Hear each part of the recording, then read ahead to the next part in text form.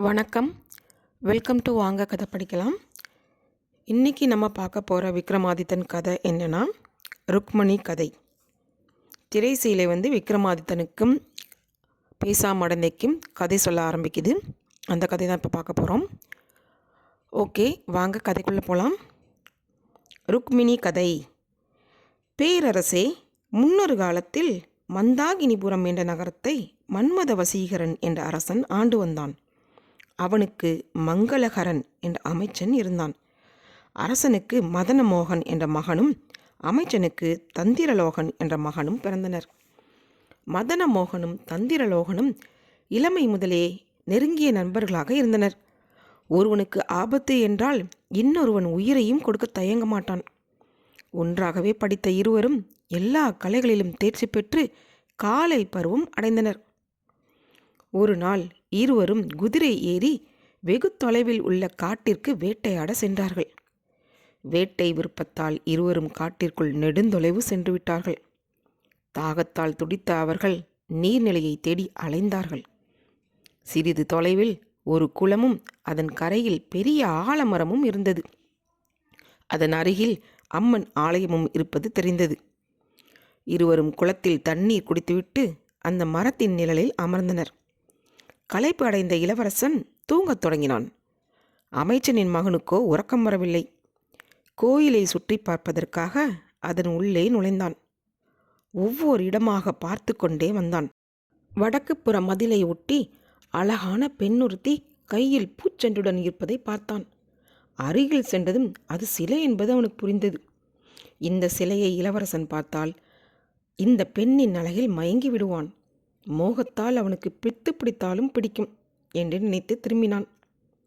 விழித்த மதனமோகன், நானும் கோயிலை பார்த்துவிட்டு வருகிறேன் என்று புறப்பட்டான்.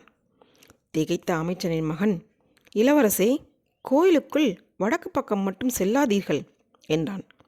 தன் நண்பன் வடக்கு பக்கம் செல்ல வேண்டாம் என்று ஏன் சொல்கிறான்? அங்கு ஏதோ அற்புதம் இருக்க வேண்டும் என்று நினைத்த அவன் வடக்கு பக்கம் சென்றான். பேரழகான அந்த சிலையை உண்மையான பெண் என்று மோகம் கொண்டான். பெண்ணே பூச்செண்டைத்தா, பெண்ணே பூச்செண்டைத்தா என்று பித்து பிடித்தவன் போல பிதற்றத் தொடங்கினான்.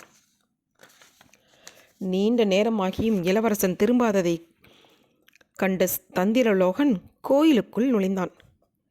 இளவரசனின் நிலையை கண்டு திகைத்தான். இளவரசே, நீங்கள் நினைப்பது போல இது பெண் அல்ல, வெறும் சிலைதான். நன்றாக பாருங்கள், உங்களுக்கே உண்மை விளங்கும் என்றான். எதையும் புரிந்து கொள்ளும் நிலையில் இளவரசன் இல்லை. பெண்ணே பூச்செண்டைத்தா, பெண்ணே பூச்செண்டைத்தா என்று திரும்ப திரும்ப பிதற்றிக் கொண்டிருந்தான். தந்திரலோகனுக்கு சிலையில் உள்ள பெண்ணே உயிருடன் வந்து பூச்செண்டை தர வேண்டும். அப்பொழுதுதான் இளவரசனின் பைத்தியம் குணமாகும் என்பது புரிந்தது. என்ன செய்வது என்று குழம்பிய அவன் கோயிலின் பூசாரியிடம், இந்த சிலையை செய்த சிற்பி யார்? எந்த பெண்ணை பார்த்து இந்த சிலையை செய்தார் என்று கேட்டான். இங்கிருந்து 10 கல் தொலைவில் கூடல் நகரம் உள்ளது. அங்குள்ள கோதண்டராம சிற்பி தான் இந்த சிலையை செய்தார். வேறு எதுவும் எனக்கு தெரியாது என்றார் பூசாரி. பூசாரியாரே, என் நண்பனாகிய இவன் இளவரசன். இந்த சிலையை பார்த்ததிலிருந்து இவனுக்கு பித்து பிடித்து விட்டது. இந்த சிலைக்கு உரிய பெண்ணை கண்டுபிடித்து அழைத்து வரப்போகிறேன். நான் திரும்பி வர 1 மாதமும் ஆகலாம், 6 மாதமும் ஆகலாம். அதுவரை இளவரசனுக்கு நல்ல உணவு அளித்து பாதுகாத்து வர வேண்டும். செலவுக்கு இந்த முத்து மாலையை வைத்துக் கொள்ளுங்கள் என்று தன் கழுத்தில் இருந்த மாலையை கழற்றி தந்தான். நீங்கள் கவலைப்படாமல் சென்று வாருங்கள். இளவரசருக்கு எந்த குறையும் இல்லாமல் நான் பார்த்துக்கொள்கிறேன் என்றார் பூசாரி. கூடல் நகரை அடைந்து கோதண்டராம சிற்பியை சந்தித்தான் அவன். ஐயா, அம்மன் கோயிலில் கையில் பூச்செண்டுடன் ஒரு பெண் சிலை செய்தீர்களே, அந்த பெண் எங்கே இருக்கிறாள் சொல்லுங்கள் என்று பரபரப்புடன் கேட்டான். அதற்கு சிற்பி, அந்த பெண்ணை நான் பார்த்ததுமில்லை, அவள் எங்கே இருக்கிறாள் என்றும் எனக்கு தெரியாது. நள்ளிரவு நேரத்தில் பெருமாள் என்ற குயவன் ஒரு நகத்தை என்னிடம் தந்தான். பளபளவென்று ஒளி வீசிய அதை நான் ரத்தினம் என்று நினைத்து வாங்கினேன். பொழுது விடிந்ததும் தான் அது நகம் என்றும் நான் ஏமாந்ததும் எனக்கு தெரிந்தது. அந்த நகத்தை வைத்து சாமுத்திரிகள் லட்சண முறைப்படி அந்த பெண்ணை நானே கற்பனை செய்து சிலையாக செய்தேன் என்றார். குயவனை சென்று விசாரித்தான் தந்திரலோகன். கார்கோடக வனவேடன் இதை எனக்கு விற்றான். இரவில் நானும் அதை ரத்தினம் என்று வாங்கி ஏமாந்தேன். நான் ஏமாந்ததைப் போலவே கோதண்டராம சிற்பியிடம் இரவில் அதை விற்று ஏமாற்றினேன் என்றான் குயவன். இதை கேட்ட தந்திரலோகன் அங்கிருந்து புறப்பட்டு கார்கோடக வனவேடனை சந்தித்தான். அந்த நகம் உனக்கு எப்படி கிடைத்தது என்று கேட்டான். இங்கிருந்து சிறிது தொலைவில் பெரிய காடு ஒன்று உள்ளது. வேட்டைக்கு போன நான் இரவில் அங்கிருந்த ஆலமர நிலையில் தூங்கினேன். விழித்து பார்த்தபோது அந்த மரத்தின் அடியில் இந்த நகம் பளபளவென்று கிடந்தது என்றான் வேடன். இனி எப்படி நகத்தை பற்றி தெரிந்து கொள்வது என்ற சோகத்துடன் குதிரையில் ஏறி காட்டிற்குள் நுழைந்தான். நகம் கிடந்த ஆலமரத்தை கண்டுபிடித்து அதன் அடியில் குதிரையை கட்டினான் தந்திரலோகன். இவ்வளவு முயன்றும் அந்த பெண்ணை கண்டுபிடிக்க முடியவில்லை. இளவரசனை காப்பாற்ற வழி தெரியவில்லை. நகம் கிடந்த இங்கேயே தங்கியிருப்போம். ஏதேனும் உண்மை தெரிந்தால் தெரியட்டும், இல்லையேல் என்னை கொடிய விலங்குகள் கொன்று தின்னட்டும் என்று நினைத்தான் அவன். பொழுது இருட்டத் தொடங்கியது. அந்த மரத்தில் ஆயிரக்கணக்கான கிளிகள் இருந்தன. அவற்றிற்கு அரசனாக இருந்த கிளி கீழே இருந்த அவனை பார்த்து, மனிதனே, கொடிய விலங்குகள் உலாவும் நேரம் வந்துவிட்டது. நீ இங்கே தங்கினால் உனக்கு ஆபத்து. உடனே புறப்பட்டு அருகில் உள்ள நகரத்தை அடை என்று எச்சரித்தது. தான் வந்த வேலையை சொன்ன அவன், அந்த நகத்தை பற்றி செய்தி தெரியாமல் நான் இங்கிருந்து போக மாட்டேன். என் உயிரே போனாலும் சரி என்றான். அவன் மீது இரக்கம் கொண்ட அரச கிளி அங்கிருந்த 1000 கிளிகளையும் பார்த்தது. உங்களில் யாருக்காவது அந்த நகத்தை பற்றி தெரியுமா என்று கேட்டது. ஒவ்வொரு கிளியும் எனக்கு தெரியாது என்றே சொல்லி கொண்டு வந்தன. கடைசியாக இருந்த ஒரு கிளி, அரசே, உங்களுக்கு பழம் கொண்டு வருவதற்காக 7 கடல் 7 தீவுகளை தாண்டி நாங்கள் பறந்து சென்றோம். ஆளுக்கொரு பழத்தை வாயில் கவ்விக்கொண்டு திரும்பினோம். நான் மல்லிகாபுரம் என்ற தீவு வழியாக வந்து கொண்டிருந்தேன். அப்பொழுது 7 அடுக்கு மாளிகையில் பேரழகி ஒருத்தி உலாவி கொண்டிருந்தாள். தன் கை விரல்களால் கூந்தலை கோத அவளின் சுண்டு விரல் நகம் தெரித்து விழுந்தது. அவளுடைய சந்திர பிறையிலிருந்து பச்சை மரகதம் கீழே விழுகிறது என்று நினைத்தேன். என் வாயிலிருந்த பழத்தை விட்டுவிட்டு அந்த நகத்தை கவ்வினேன். பிறகு நம் கூட்டத்தோடு இங்கு வந்து சேர்ந்தேன். நீங்கள் என்னை பாராட்டுவீர்கள் என்ற எண்ணத்தில் நான் கொண்டு வந்ததை தந்தேன். ஆனால் நீங்களோ கோபத்துடன், கண்ணி கொண்டு வராமல் நகத்தையா கொண்டு வந்தாய் என்று என் தலையில் கொத்தினீர். அந்த நகம் தவறி கீழே விழுந்தது என்றது.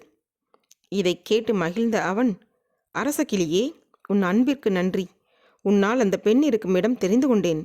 7 கடலையும் கடந்து நான் அங்கு செல்ல நீதான் வழி சொல்ல வேண்டும் என்று கேட்டான். மனிதனே, உன்னை சுமந்து செல்லும் வல்லமை எங்களுக்கு இல்லை. இங்கிருந்து 3 யோசனை தூரத்தில் விண்ணை அலாவி நிற்கும் பெரிய மரம் ஒன்று உள்ளது. அதில் ஆண் பெண் ஆகிய 2 அண்ட பேரண்ட பறவைகள் கூடு கட்டி வாழ்கின்றன. நீ எப்படியாவது அவற்றின் நட்பை பெற்றால் 7 கடலையும் கடந்து எளிதாக செல்ல முடியும் என்றது அரசகிளி. அதற்கு நன்றி கூறிவிட்டு அங்கிருந்து குதிரையில் புறப்பட்டான் அவன். அரசகிளி சொன்ன அந்த மரத்தை கண்டுபிடித்து அதன் அருகில் சென்றான். உணவு தேடுவதற்காக அண்ட பேரண்ட பறவைகள் 2ம் எங்கோ பறந்து சென்றிருந்தன. கூட்டில் அவற்றின் குஞ்சுகள் மட்டும் இருந்தன. கொடிய பாம்பு ஒன்று அந்த குஞ்சுகளை உண்பதற்காக மரத்தின் மேல் ஏறியது. உயிருக்கு அஞ்சிய குஞ்சுகள் அலறின. இதை பார்த்த அவன் தன் வாளை உருவி ஒரே வெட்டில் அந்த பாம்பை கொன்றான். அந்த குஞ்சுகள் மனித குரலில், ஐயா, எங்கள் உயிரை காப்பாற்றினீர், நன்றி. இங்கு எதற்காக வந்தீர்கள் என்று கேட்டன. அவனும் தான் வந்த விவரத்தை சொன்னான். ஐயா, நீங்கள் தேடி வந்தது எங்கள் பெற்றோரைதான். இன்னும் சிறிது நேரத்தில் அவர்கள் இங்கே வருவார்கள். உம்மை கண்டால் அவர்கள் கொன்று விடுவார்கள். எங்காவது பதுங்கியிரும். நாங்கள் உம்மை அழைத்த பிறகு வெளியே வாரும் என்றன பறவை குஞ்சுகள். சிறிது நேரத்தில் புயல் காற்று வீசுவதைப் போன்ற பேரிரைச்சலுடன் அண்ட பேரண்ட பறவைகள் 2ம் கூட்டிற்கு வந்தன. பாம்பு இறந்து கிடந்ததை பார்த்து, என்ன நடந்தது, எப்படி உயிர் பிழைத்தீர்கள் என்று தன் குஞ்சுகளை கேட்டன. நடந்ததை சொன்ன அவை, எங்களை காப்பாற்றியவர் அருகில் உள்ள புதரில் மறைந்திருக்கிறார். அவர் என்ன உதவி கேட்டாலும் நீங்கள் செய்ய வேண்டும் என்றன. அந்த பறவைகள், மனிதனே, வெளியே வா. எங்கள் குஞ்சுகளை காப்பாற்றிய உமக்காக எதையும் செய்வோம். என்ன உதவி வேண்டும் என்று அன்புடன் கேட்டன. வெளியே வந்த அவன் தன் நண்பனுக்கு நடந்ததை எல்லாம் சொன்னான். அவனுக்காக 7 கடல் தாண்டி மல்லிகாபுரம் என்ற தீவிற்கு செல்ல வேண்டும். அந்த பெண்ணுடன் மீண்டும் இங்கே வர வேண்டும். அதற்கு உங்கள் உதவி வேண்டும் என்று வேண்டினான். மிக எளிய செயல்தான் என்ற ஆண் பறவை, என் கழுத்தை கெட்டியாக பிடித்துக்கொள் என்றது. அவனும் அந்த பறவையின் கழுத்தில் ஏறி அமர்ந்தான். பறவை பறக்கத் தொடங்கியது. ஒவ்வொரு கடலின் பெயராக கேட்டுக்கொண்டே வந்தான் அவன். வழியில் நவரத்தின கடல் வந்தது.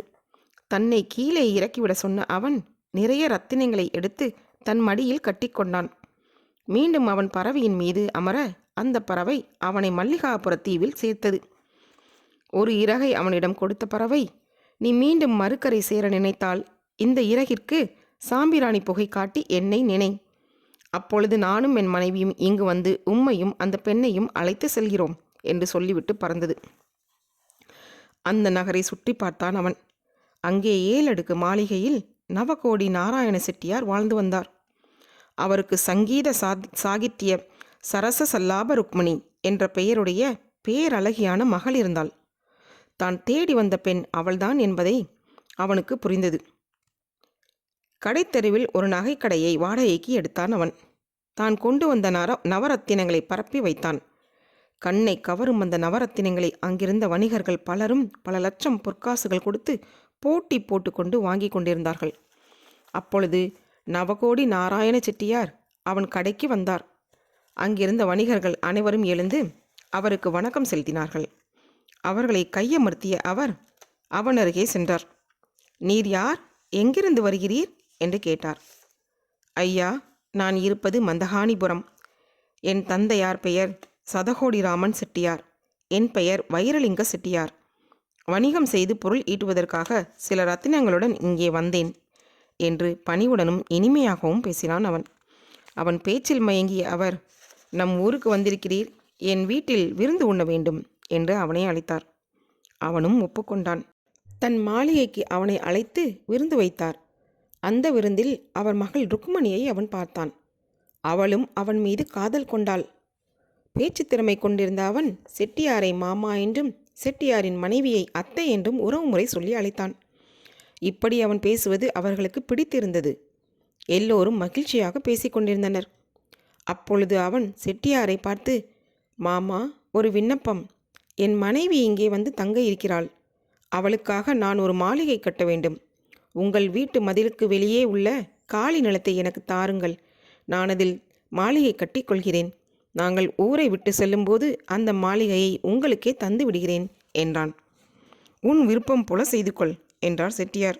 கட்டிடம் கட்டுபவர்களை அழைத்த அவன் அவர்களுக்கு நிறைய பொருள் கொடுத்தான். தன் மாளிகையிலிருந்து ருக்மணி பெண் தங்கியிருக்கும் பள்ளி அறை வரை சுரங்கம் அமைக்கச் சொன்னான். மாளிகை கட்டும் போதே அவர்கள் சுரங்கத்தையும் அமைத்தனர். மாளிகை கட்டி முடிக்கப்பட்டது. ஒரு நாள் நள்ளிரவில் சுரங்கப்பாதை வழியாக சென்ற அவன் ருக்மணியின் படுக்கை அறையை அடைந்தான். தன் கையில் இருந்த கொம்பால் தட்டி அவளை எழுப்பினான். எழுந்த அவள், நீர் எப்படி இங்கு வந்தீர் என்று அன்புடன் கேட்டாள். தன் மீது அவள் காதல் கொண்டுள்ளாள் என்பதை அறிந்த அவன், பெண்ணே, நான் உனக்கு ஏற்றவன் அல்ல. என்னை விட அழகனும் வீரனும் நற்பண்புகள் நிறைந்தவனுமாக இளவரசன் மதனமோகனே உனக்கு ஏற்றவன். நான் அவன் நண்பன். அமைச்சனின் மகனாகிய என் பெயர் தந்திரலோகன் என்று நடந்த எல்லாவற்றையும் விளக்கமாக சொன்னான். நகம் தெரித்து விழுந்தது அவள் நினைவுக்கு வந்தது. என் மீது கொண்ட காதலால் பித்து பிடித்த இளவரசனையே மணந்து கொள்கிறேன் என்றாள் அவள். பின்னர் அவளை அழைத்து கொண்டு சுரங்கப்பாதை வழியாக தன் மாளிகை உப்பரிகைக்கு வந்தான் அவன். பெற்றோர்களுக்கு தெரியாமல் எப்படி அவளை அழைத்து செல்வது என்று சிந்தித்தான். நல்ல வழி ஒன்று தோன்றியது. அதை அவளிடம் சொல்ல அவளும் ஒப்புக்கொண்டாள். சுரங்கப்பாதை வழியாக தன் படுக்கை அறை வந்து சேர்ந்து அவள் இளவரசனின் நினைவாகவே இரவை கழித்தாள். மறுநாள் அவன் செட்டியார் மாளிகைக்குள் நுழைந்தான். மாமா அவர்களே, அத்தை அவர்களே, உங்கள் மகளுடனும் நண்பர்கள் உறவினர்களுடனும் என் வீட்டு விருந்திற்கு வர வேண்டும். என் மனைவி வந்து விட்டாள் என்று அவர்களை அன்புடன் அழைத்தான். விருந்திற்கு புறப்பட்ட அவர்கள் ருக்மிணியை அழைத்தார்கள். அவளோ, தலைவலி தாங்க முடியவில்லை, என்னால் எங்கும் வர இயலாது என்று படுக்கை அறைக்குள் சென்று கதவை தாளிட்டு கொண்டாள். மற்றவர்கள் புறப்பட்டு தந்திரலோகனின் மாளிகையை அடைந்தார்கள். சுரங்கப்பாதை வழியாக அவர்களுக்கு முன்னரே அங்கு வந்து சேர்ந்தாள் ருக்மிணி. சமையலறையில் பாத்திரங்களில் உணவு வகைகளை நிரப்பிக் கொண்டார்கள். அப்பொழுது தந்திரலோகன், பெண்ணே, நம் வீட்டு விருந்திற்கு உன் தாய், தந்தை, மாமா, அத்தை மற்றும் பலரும் வந்திருக்கிறார்கள். நீ அவர்களை வணங்கு என்றான். அவர்களின் திருவடிகளில் விழுந்து வணங்கிய அவள், வாருங்கள், அமருங்கள், சிறிது நேரத்தில் உணவு தயாராகிவிடும் என்று சொல்லிவிட்டு சமையலறைக்கு சென்றாள். தன் மைத்துனனை பார்த்த செட்டியார், இவள் என் மகள் அல்லவா? எதற்காக இங்கே வந்தாள்? நம்மை அறியாதவள் போல எதற்கு நடிக்கிறாள் என்று கேட்டார். மாமா, இவள் உங்கள் மகள் அல்ல. ஒருவரைப் போல இந்த உலகத்தில் நிறைய பேர் இருக்கிறார்கள் என்று மறுத்தான் மைத்துனன். எல்லோரும் இது குறித்து ரகசியமாக பேசிக்கொண்டிருந்தனர். சமையல் அறையிலிருந்து வந்த அவள் எல்லோருக்கும் உணவு பரிமாறினாள். மாமா உணவு பரிமாறிவிட்டு திரும்பும்போது அவள் புடவை முந்தானையில் நெய்யை கவிழ்த்து விடுங்கள். நம் மாளிகை சென்றவுடன் அவள் உங்கள் மகளா அல்லவா என்று தெரிந்து கொள்ளலாம் என்று ரகசியமாக சொன்னான் மைத்துனன். செட்டியாரும் அப்படியே அவள் முந்தானையில் நெய்யை கவிழ்த்தார். இதை கவனித்தான் தந்திரலோகன். விருந்து முடிந்தது. எல்லோரும் புறப்பட்டனர். அதே போன்று வேறு புடவை மாற்றிக்கொண்ட ருக்மணி அவளும் புறப்பட்டாள். சுரங்க வழியாக அவர்களுக்கு முன் மாளிகைக்குள் நுழைந்தாள். கதவை தாளிட்ட அவள் படுக்கையில் படுத்தாள். சிறிது நேரத்தில் செட்டியாரும் அவன் மனைவியும் அரை கதவை தட்டினார்கள். தூங்குவது போல நடித்த ருக்மிணி மெல்ல எழுந்து கதவை திறந்தாள். அவளுடைய புடவை முந்தானையின் நெய் மனம் இல்லாததை அறிந்தார் அவர். அவர் மனைவி, அந்த பெண் அச்சில் நம் மகள் போலவே இருக்கிறாள். வீணாக நம் மகள் மீது சந்தேகப்பட்டு விட்டோம் என்று மகிழ்ச்சியுடன் சொன்னாள். சில நாட்கள் கழிந்தன. செட்டியாரின் மாளிகைக்கு வந்தான் தந்திரலோகன். மாமா, அத்தை, நீங்கள் எல்லோரும் என் மீது காட்டிய அன்பிற்கு நன்றி. நானும் என் மனைவியும் எங்கள் நாட்டிற்கு புறப்படுகிறோம். நீங்கள் அனைவரும் வந்து எங்களை வழியனுப்ப வேண்டும் என்று வேண்டினான். அதற்குள் எங்களை விட்டு பிரிகிறாயே, எங்களுக்கு வருத்தமாகத்தான் உள்ளது. இருந்தாலும் நாங்கள் வந்து வழியனுப்பி வைக்கிறோம் என்றார் செட்டியார். ஏற்கனவே திட்டமிட்டபடி தன் அறையை தாளிட்ட ருக்மணி சுரங்கப்பாதை வழியாக தந்திரலோகனின் மாளிகையை அடைந்தாள். அப்பொழுது தந்திரலோகன் மாளிகைக்குள் செட்டியார் குடும்பத்துடன் நுழைந்தார். பயணத்திற்கு தயாராக காத்திருந்தாள் ருக்மிணி. தந்திரலோகன், ருக்மிணி, செட்டியார் குடும்பத்தினர் எல்லோரும் அங்கிருந்து புறப்பட்டனர். சிறிது தொலைவு வந்ததும் தந்திரலோகன், பெண்ணே, உன் தாய் தந்தையரையும் உறவினர்களையும் வணங்கிக்கொள். அவர்கள் எவ்வளவு தொலைவு உம்முடன் நடந்து வருவார்கள். அவர்கள் திரும்பி செல்லட்டும் என்றான். தன் தாய் தந்தையரை பிரிகிறோமே என்று நினைத்த ருக்மிணி விம்மி விம்மி அழுதாள். இதை கண்டு கலங்கிய அவர்கள், பெண்ணே, கணவனோடு சொந்த ஊருக்கு செல்கிறாய். மகிழ்ச்சியுடன் செல். எங்களை பிரிவதற்காக கலங்காதே. உள்ளத்தை தேற்றிக்கொள் என்று ஆறுதல் சொல்லிவிட்டு திரும்பி சென்றார்கள். அவர்கள் கண்ணுக்கு மறைந்ததும் தந்திரலோகன் அண்ட பேரண்ட பறவையின் இறகிற்கு சாம்பிராணி புகை காட்டினான். உடனே 2 பறவைகளும் அங்கே பறந்து வந்தன. இருவரையும் சுமந்து கொண்டு பறந்த அந்த பறவைகள் அவர்களை அம்மன் கோயிலின் முன் இறக்கின. தந்திரலோகன் பறவைகளுக்கு நன்றி சொன்னான். அவை பறந்து சென்றன. மாளிகை திரும்பிய செட்டியாரும் மனைவியும் மகளை வீடெங்கும் தேடினார்கள். திறந்திருந்த சுரங்கப்பாதையை கண்ட அவர்களுக்கு உண்மை புரிந்தது. ஐயோ மகளே, எங்களை ஏமாற்றி விட்டு போய்விட்டாயே என்று அழுது புலம்பினார்கள். ருக்மிணியை பார்த்து தந்திரலோகன், கோயிலுக்கு வடப்புறம் செல். அங்கே பித்து பிடித்தவன் போல இளவரசன் இருப்பான். அவனிடம் இந்த பூச்செண்டை தா. அவன் பழைய நிலையை அடைவான். நான் எங்கே என்று அவன் உன்னை கேட்பான். நான் இறந்து விட்டதாக விளையாட்டாக அவனிடம் பொய் சொல். அவன் என் மீது அன்பு வைத்திருக்கிறானா என்பதை அறியவே இந்த பொய் என்று பூச்செண்டை அவளிடம் தந்தான். அதற்கு ஒப்புக்கொண்ட அவளும் கையில் பூச்செண்டுடன் கோயிலுக்குள் நுழைந்தாள். சிலையை மறைத்து கொண்டு இளவரசின் எதிரில் நின்றாள். அவனும் வழக்கம் போல, பெண்ணே, பூச்செண்டு தா என்று பிதற்றிக் கொண்டிருந்தான். இளவரசே, என் அன்புக்கு உரியவரே, இந்தாருங்கள் பூச்செண்டு என்று நீட்டினாள் அவள். பூச்செண்டை பெற்றதும் அவனுக்கு உணர்வு திரும்பியது. தன் காதலியை அன்புடன் பார்த்தான். நான் மகிழ்ச்சியாக இருக்கும் இந்த சூழலில் என் நண்பன் தந்திரலோகன் என்ன ஆனான் என்று தெரியவில்லையே என்றான். இளவரசே, உங்கள் நண்பர் இறந்து விட்டார். ஆ, என் நண்பன் இறந்து விட்டானா? அவன் இல்லாமல் நான் உயிர் வாழ்வேனா என்று கதறிய அவன் தன் உரையில் இருந்த வாளை உருவினான். வயிற்றில் குத்தி கொண்டு அங்கேயே இறந்து விழுந்தான். இளவரசன் இறந்ததை கண்ட அவளும் அதே வாளால் தன் வயிற்றில் குத்தி கொண்டு இறந்தாள். சிறிது நேரத்தில் தந்திரலோகன் அங்கு வந்தான். இருவரும் இறந்து கிடப்பதைக் கண்டு திகைத்தான். ஐயோ, விளையாட்டு வினையாகிவிட்டதே. என்னால் அல்லவோ இவர்கள் இறந்தார்கள் என்று கதறிய அவனும் வாளால் குத்தி கொண்டு இறந்தான். அங்கு வந்த பூசாரி மூவரும் இறந்து கிடப்பதை கண்டார். இப்படிப்பட்ட கொடுமை இங்கே நடக்கலாமா என்று புலம்பிய அவரும் வாளால் குத்தி கொண்டு இறந்தார். நால்வரும் இறந்து கிடப்பதை ஊர் மக்கள் பார்த்தார்கள். அம்மன் இவர்களை மீண்டும் உயிருடன் எழுப்ப வேண்டும், இல்லையேல் நாம் அனைவரும் இங்கேயே இறந்து விடுவோம் என்று முடிவு செய்தார்கள். அவர்கள் முன் அம்மன் காட்சி தந்தாள். இறந்து கிடந்த நால்வரும் மீண்டும் உயிர் பெற்று எழுந்தார்கள். எல்லோரும் அம்மனை தொழுதுவிட்டு அங்கிருந்து புறப்பட்டார்கள். தன் நாட்டை அடைந்த இளவரசன் ருக்மிணியை மணந்து கொண்டான் என்று கதையை முடித்த திரைசீலை, பேரரசே, இந்த நால்வரில் யார் இறந்தது சிறந்தது என்று கேட்டது. பேசா மடந்தையை பேச வைக்க நினைத்த விக்ரமாதித்தன் தவறான பதிலான தந்திரலோகன் இறந்ததே சிறந்தது என்றான். கேலியாக சிரித்த பேசா மடந்தை, தந்திரலோகன் இறந்தது எப்படி சிறந்தது ஆகும்? அவனால் தான் இளவரசன் இறந்தான். இளவரசன் இறந்ததால் ருக்மிணி இறந்தாள். தன் தவற்றை உணர்ந்த அவன் இறந்தான். இந்த மூவருமே ஒருவர் மீது ஒருவர் கொண்ட அன்பின் காரணமாக உயிரை விட்டனர். சிறிதும் தொடர்பு இல்லாத பூசாரி மூவருக்காகவும் உயிரை விட்டதே சிறந்த செயல் என்று பதில் சொன்னாள். கதையும் முடிந்தது. நீயும் ஒரு முறை பேசிவிட்டாய் என்று சிரித்து கொண்டே சொன்னான் விக்ரமாதித்தன். பரபரப்பில் தன் உறுதியை மறந்து பேசிவிட்டதை எண்ணி தலை கவிழ்ந்த பேசாமடந்தை அமைதியாக இருந்தாள். இதுதான் இந்த கதையோட முடிவு. இன்னும் வரும் அடுத்த கதையில் நம்ம பார்க்கலாம். அடுத்த கதை மோகனாங்கி மதிவல்லப்பன் கதை. அதுவரை உங்களிடமிருந்து விடைபெறுவது தீபா. நன்றி, வணக்கம். இந்த கதைகளெல்லாம் உங்களுக்கு பிடித்திருந்தால் ஷேர் பண்ணுங்கள், சப்ஸ்கிரைப் பண்ணுங்கள், கீழே இருக்க லைக் பட்டனை கிளிக் பண்ணுங்கள். நன்றி, வணக்கம்.